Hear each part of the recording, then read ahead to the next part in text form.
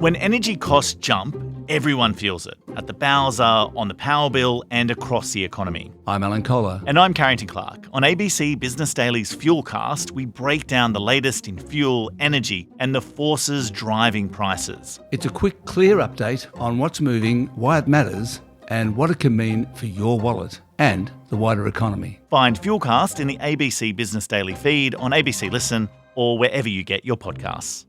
ABC Listen. Podcasts, radio, news, music and more.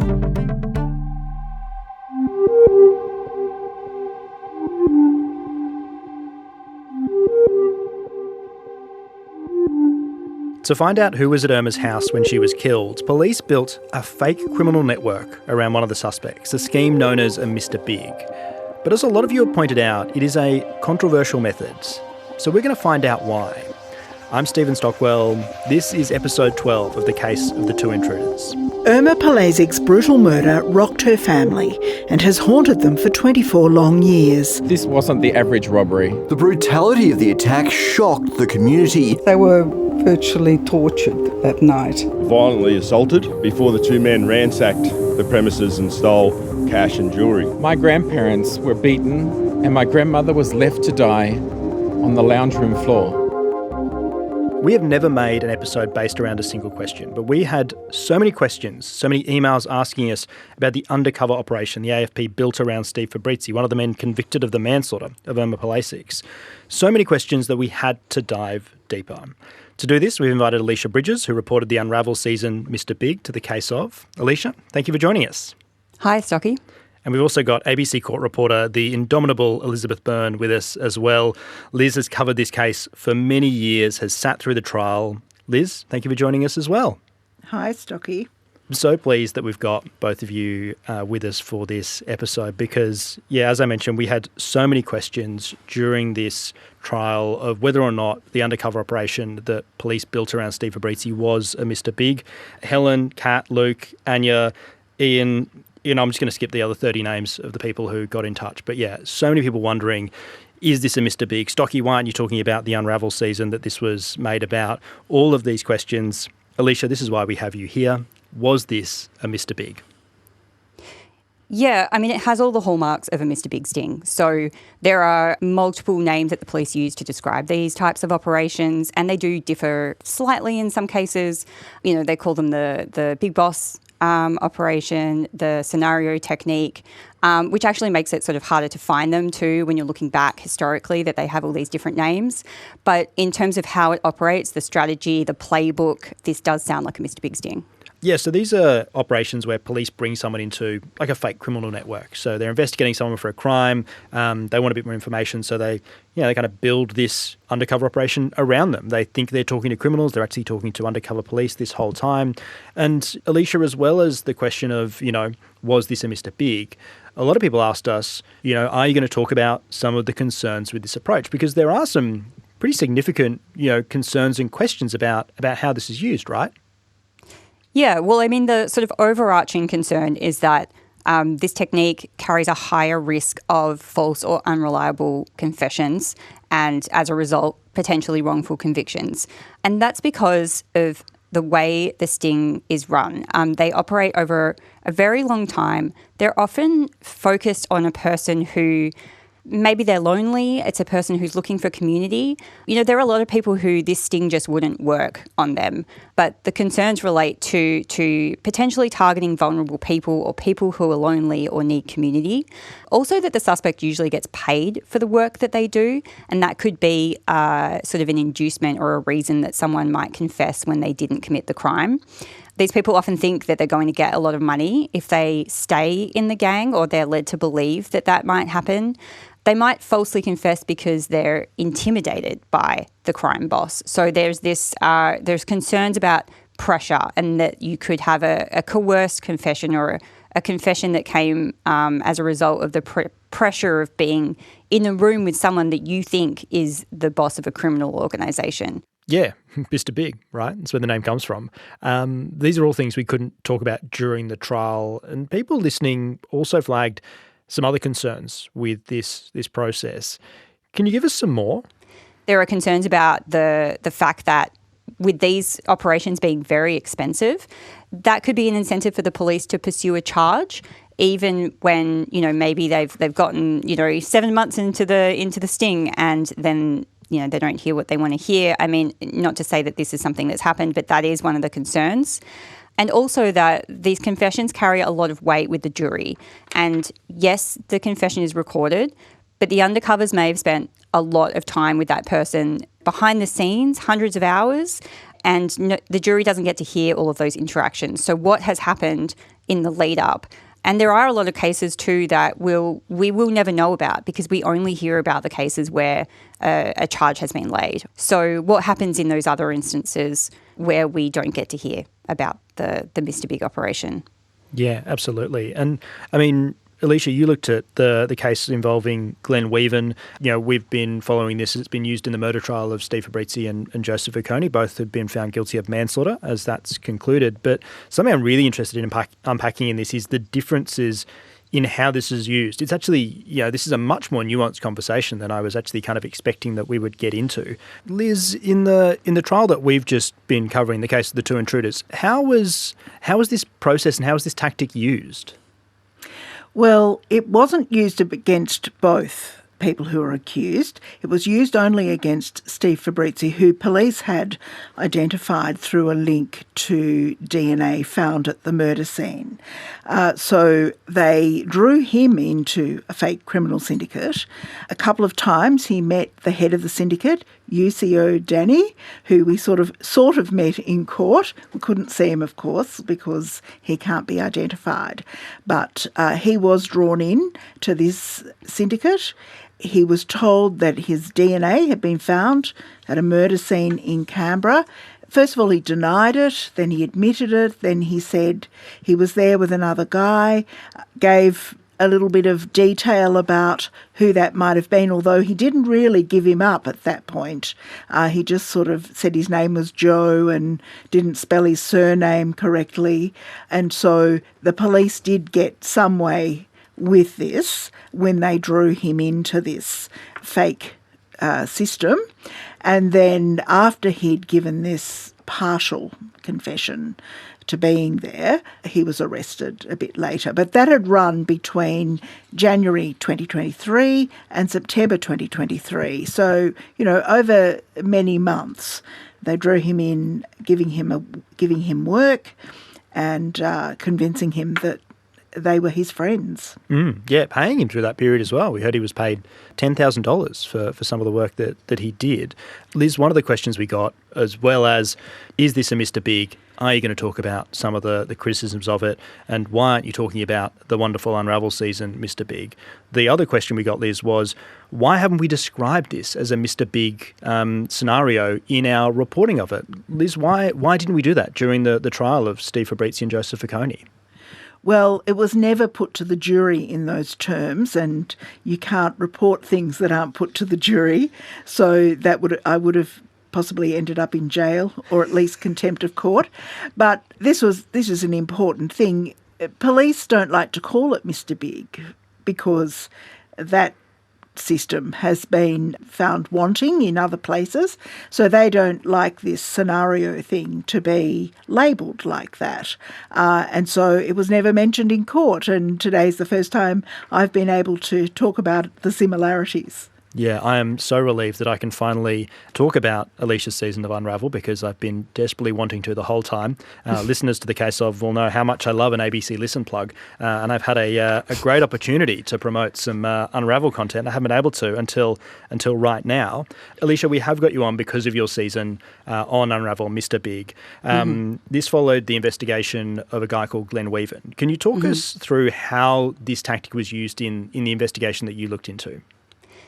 Yeah, so it all began with the first interaction between the police and the suspect was sort of fabricated competition where they went to the suspect's door.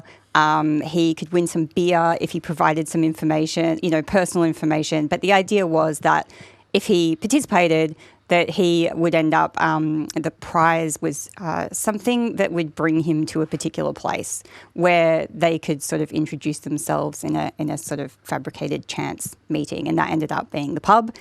So essentially it started there in the pub. That was his first interaction with these people, and the undercover officers sort of asked him if he wanted to take some photographs of someone, and that was the first job.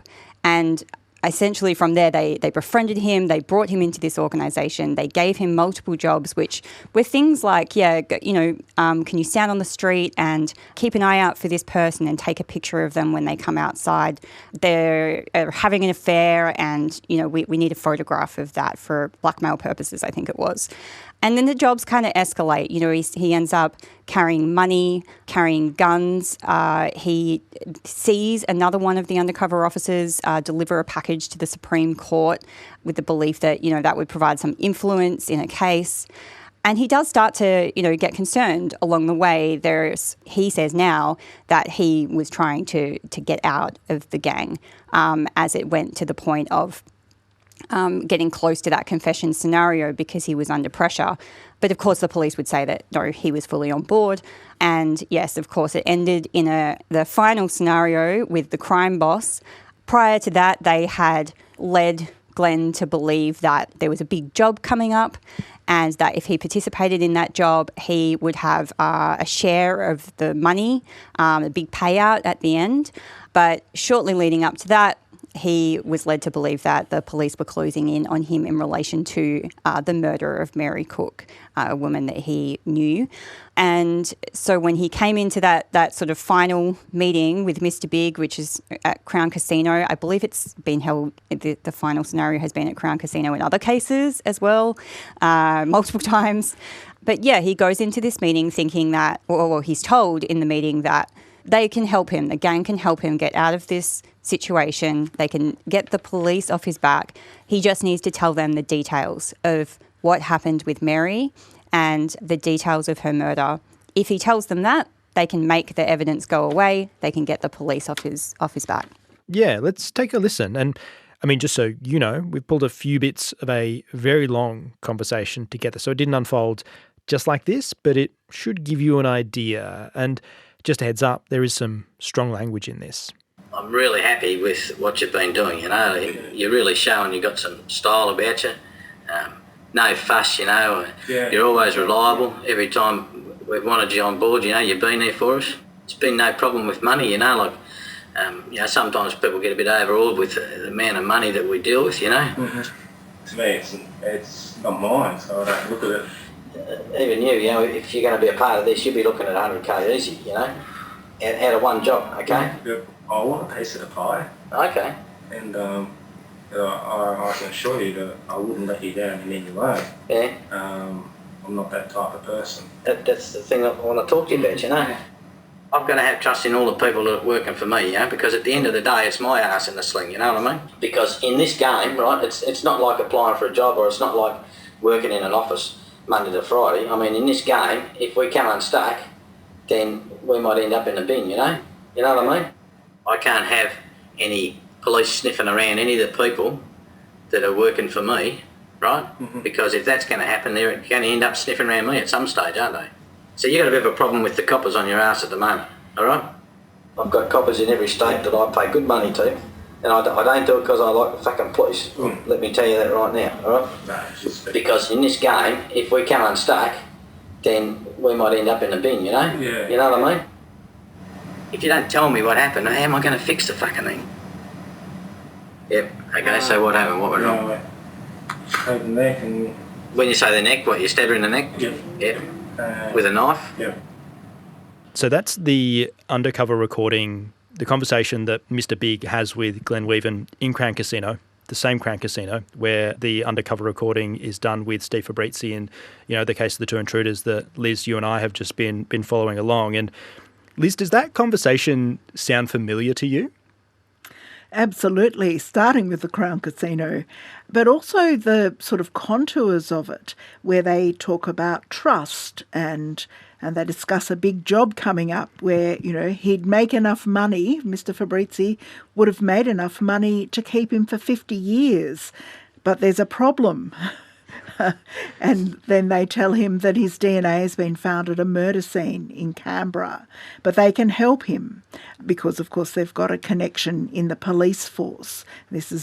And these are all the same sorts of things that were said in the Glen Weaven case. There's also a media release about offering a reward for whoever can come up with who might have been there and committed the crime. So then they say, it's all right, we can help you, but you've got to tell us the truth. And if you don't tell us the truth, we can't do anything for you. So you must tell the truth. And when he tells them various versions, like, he's never been to Canberra, he starts with, and then eventually he admits that he'd gone there with another person. But while all of that's being discussed, to sort of put pressure on him, they tell him about somebody dying, somebody being murdered, and then they say there's an eyewitness, or there was an eyewitness, there was a man and he survived, to put more pressure on. So it's just the same sorts of contours where they don't reveal everything to start with, but they gradually reveal things that are actually true, but they're revealed in such a way to guide Fabriczy into telling them the truth about what happened that day, or to attempt to guide him into telling them what happened. Yeah, listening back to Mr. Big as we were preparing for this, I just felt like I was having deja vu listening to some of the tapes, Alicia, of the recording with Glen Weaven, because it just feels almost exactly the same conversation. When you start looking at it through this lens, you realise how similar they are, which is just kind of wild. And I mean, in the case of the Two Intruders, we were looking at this. This was them trying to work out how was this guy involved in the murder of Emma Plasix. If he was involved in the murder of Emma Plasix, what were police trying to get from Glen Weaven in this conversation? What were they trying to unpack? Well, at that point, they believed that he was involved, obviously to a point, to the extent that they felt that it was worth investing in this quite expensive, lengthy operation. So he's a I mean, I don't know if this is the correct language, but he's a prime suspect in their view. And when they take him into that room, they would say that their goal is to get the truth. They just want the facts. They want to know what really happened, and they're going to ask the right questions to give this person the opportunity to confess to the murder if they did in fact do it. Critics would say that they are looking for a confession. They go in there with the idea, all the questions are guided toward that admission. So I guess it depends how you look at it. Yeah. But, if you ask the police officers involved, they would argue that they're not guiding the conversation, they're not guiding the suspect towards a confession. They're only asking the questions to get to the truth. And it's interesting what Liz said about those similarities and the multiple versions, and how that, in that case, there were multiple versions of the story. The same thing happened with Glen Weaven. He started with one version of the story. They ramped up the pressure a little bit, said, we're sick of these lies. You just need to tell us the truth. At one point, there was a break in the meeting. He went downstairs, talked to the other undercover officers at the bar, went back up, and that's when he actually told the version of the confession that was used at the trial that led to his conviction. Yeah. Liz, how was this tactic used in the case of the Two Intruders? What do you think police were trying to get out of Steve Fabriczy in that meeting? Were they looking for a confession, or were they just looking for kind of more details of how he may have been involved? Well, they told the court that they were looking for either a confession or a plausible denial. And what they got instead was a partial confession, because as we know now, Fabriczy admitted to being there, but he maintains he was only the lookout. And he said at one point he didn't really go in the house, except at the very end when Vacconi hurt himself and had to be helped out. So he hurt himself in the bath as he was trying to get out the bathroom window where he'd come in through. So that was, or at least that was the story that Steve Fabriczy told the undercover operators. So it was a fairly defined sort of goal that they had, and they were keen to point out in the witness box that it wasn't just a confession they were after. Yeah. Alicia, what do you think of the way this tactic was used in the trial of Steve Fabriczy and Joseph Fabriczy? I mean, it's specific to Steve Fabriczy, but yeah, how do you think about the way it was used in this instance? Yeah, I mean, it's interesting because it's different to a lot of the cases that I've looked at in the past that I know about. A lot of the Mr. Big cases that I'm aware of in Australia and in Canada is a situation where the police have a suspect and they're looking for a confession, if that is indeed, what happened. If the person is guilty, they want that person to confess. But they also want that person to give them details that will lead them to physical evidence to support the confession. And that doesn't always happen. In the case of Glenn Weaven, they found a broken knife in a location where he said there would be a broken knife, but it didn't have any, there wasn't any DNA to link that. But they went ahead with the prosecution and he was convicted. But so they're looking for that kind of combination of if they're a guilty person, they would like them to confess, and then they push for information that would lead them to that physical evidence, forensic evidence. But in this case, they had the DNA, which is, so, it's kind of a reversal. They were wanting more information to support information that they already had. So I do think it's a little bit different. Like, some of the concerns that exist around the technique may not apply in this instance that we're talking about because they already had forensic evidence. They were looking for additional information that could lead them to another suspect. Yeah. And Liz, we follow this through the lens of a court, and when there are questions or concerns with any type of evidence, you've spent a lot of time in courts. Defence barristers are looking for any possible window they can find to start needling through or calling some kind of evidence into doubt. When this evidence was presented against Steve Fabriczy, did his lawyer, Sky Jerome, fight or challenge this in any way? I think it's interesting, not particularly. I don't think she liked it, but I think she did a very clever thing. I think she deployed it as in her own favour. So she was able to say to the jury, because you see, Steve Fabriczy didn't just admit to the undercover officers that he'd been there. He admitted it to the jury because he pleaded guilty to burglary at the very start of the trial. So she was able to say, look, he's told you the truth, the version that he's given you of what happened, because there was also a police interview after that, but she said the version he's given, that he was just the lookout, that you can treat that as the truth. So she kind of tried to use it.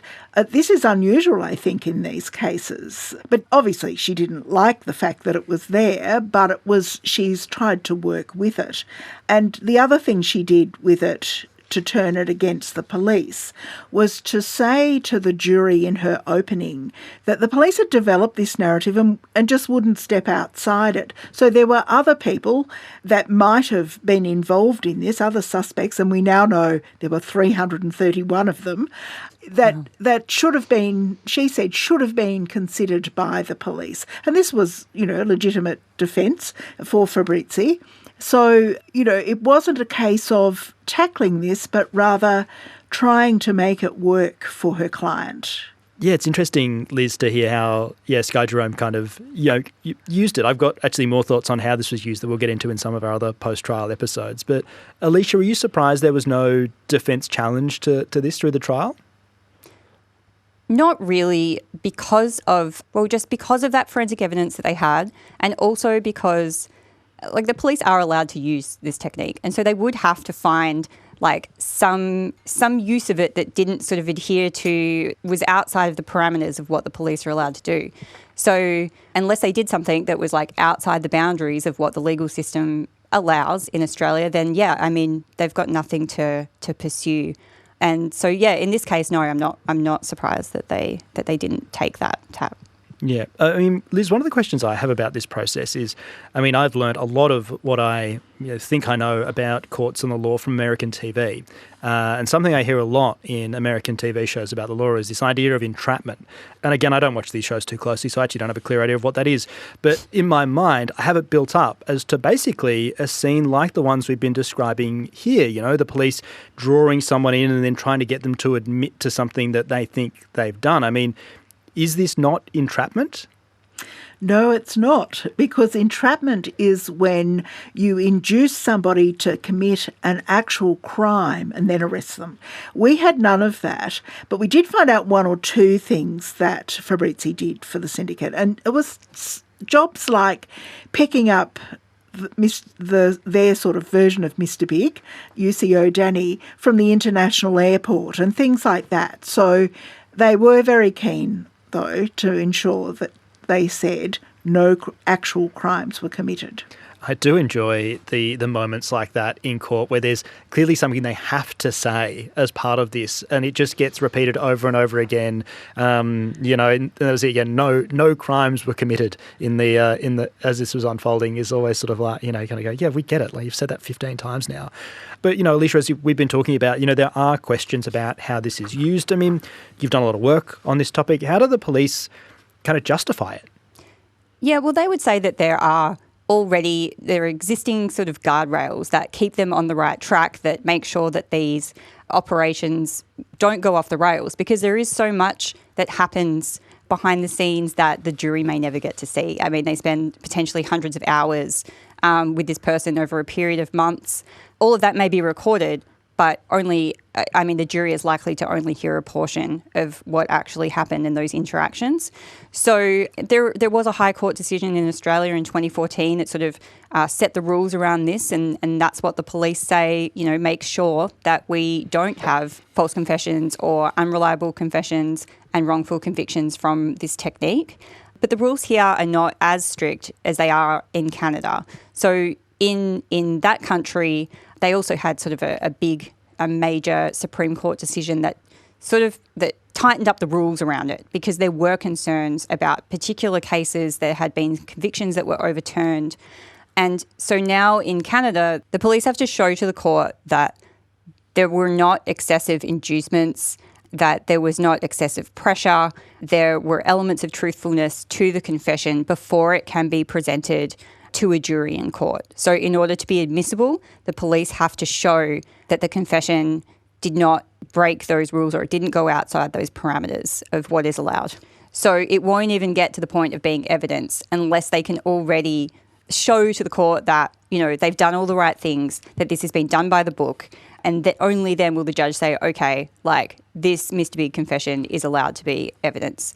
And our courts don't have to take those factors like incentives into account. They can take them into account, but they don't have to in the same way that they do in Canada. Yeah, right. Liz, do you think there's kind of enough, regulation, enough guardrails around the way that the system's being used in Australia? Well, it's actually quite hard to tell, because a lot of it, because it's undercover, and a lot of it is opaque to us. And, we don't know what they may or may not have done surrounding this, but it certainly seemed to me from the transcript that it was very carefully done, as if there were guidelines, and obviously they have to stick to what the High Court has said.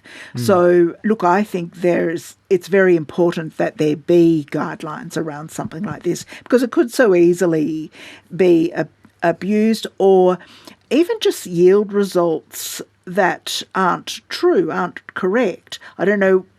I don't think so in this case, but it is open to abuse. And if you don't have those guardrails up, then you could end up with innocent people jailed. Yeah, the thing I kind of wonder about listening to, or just kind of reading through the transcript of how it was used in the trial of Steve Fabriczy and Joseph Facconi is, as we've talked about this, we've spoken through the kind of like High Court challenges and the various legal challenges that have happened over the years. I do wonder whether or not the police have that in the back of their mind. We need to do this properly, because if we don't do this properly, it's going to get challenged, and we might not be able to use it anymore. I mean, is that a risk, Alicia? Is that something that they would be thinking of?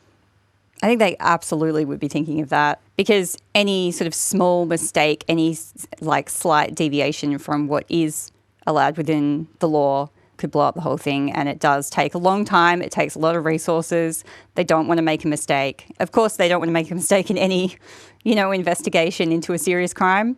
But I actually sat in a case in Canada, and it was, you mentioned like that repetition of like specific things to sort of address points or to say, this was not, a crime was never committed, Liz. Like, it was very similar. It was that they had to go through, there were specific scenarios that were held with the suspect just to show we didn't encourage the suspect to drink alcohol. Like, they're sort of, they had to run like more scenarios than you would think just to get to the point of being able to say, to show to the court, like, we did this just to make sure that as the court, like, we didn't encourage this person to drink alcohol or sort of exploit their addiction or their vulnerability. Liz, coming back to the case of the Two Intruders, how important do you think, this Mr. Big investigation was in securing the manslaughter conviction for Steve Fabriczy? Well, this was essentially a circumstantial case, and the interview with UCO Danny was part of that. It was one of the strands of the rope, but there were other strands, including that very compelling DNA evidence where Fabrizi's DNA was found on a milk bottle in the fridge, Vicconi's DNA was found on a water container in the fridge. They were the things that the police said put them at the scene and inside the house. And I think it was part of the jigsaw. If we'd had only that alone, it might have been a different story. But there were quite a few bits and pieces that brought all this together. So it was more of a tool than the smoking gun in the case. Yeah. Alicia, you're so familiar with this. You call it the Mr. Big, the Canadian method, which I do love and might now start calling it. You're also so aware of, the criticisms, the shortfalls. Should it have been used in this trial? Oh, I mean, I don't think I could say personally whether or not it should have been used. I think it has been, like, this technique has been used to solve a lot of cases and to put some objectively sort of dangerous, horrible people behind bars. So it has its place. It is a tool that the police can use. I guess the question is whether or not the legal system is strong enough to protect against the risks in this country. That's the criticism that's come up in the past and overseas.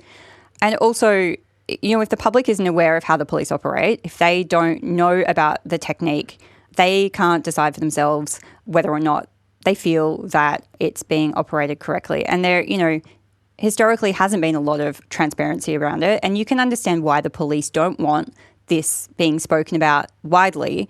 But at the same time, it is a controversial technique, and there's a certain level of transparency that's expected. And the courts have decided in Australia that the technique should not be kept a secret. That sometimes the details of the technique are not released in a particular case, but there are multiple cases where a Supreme Court judge has decided these details should be released to the public. And so that's why we're able to speak about them. And, obviously it's in the public interest to do so. Yeah. Thank you, Alicia. Thank you, Liz, as well. It's been wonderful having you both here to kind of unpack this, answer the question. As I mentioned, we got more than any other question throughout the case of the Two Intruders. Alicia, your work has really cut through in the case of audience because so many of them were more or less horrified that I wasn't promoting it as I normally would. So please do jump on ABC Listen. You'll find it in whatever app store you are forced to use. Search for Unravel, look up Mr. Big and get around that. It is an absolutely fantastic season. As I mentioned, I've been listening back to it to prepare for this, and there's so many things that I had just not appreciated the first time around. Coming back to it after knowing, the case of the Two Intruders, I listened to it with a whole new light and hear so many similarities throughout it. So, Alicia, it is fantastic work, and I really appreciate you joining us for this episode as well. Thanks for having me.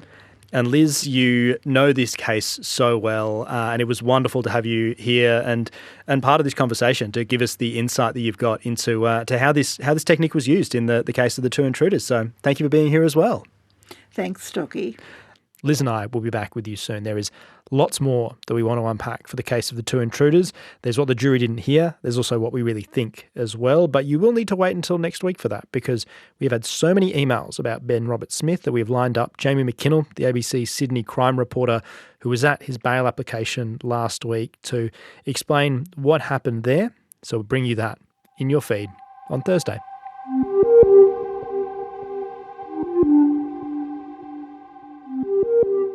The Case of the Two Intruders is produced by ABC Audio Studios and ABC News. This episode features Alicia Bridges and Elizabeth Byrne and was presented by me, Stephen Stockwell. Our supervising producer is Greg Muller and our executive producer is Claire Rawlinson. This episode was produced on the land of the Whadjuk, Noongar, Ngunnawal, Ngambri and Wurundjeri people.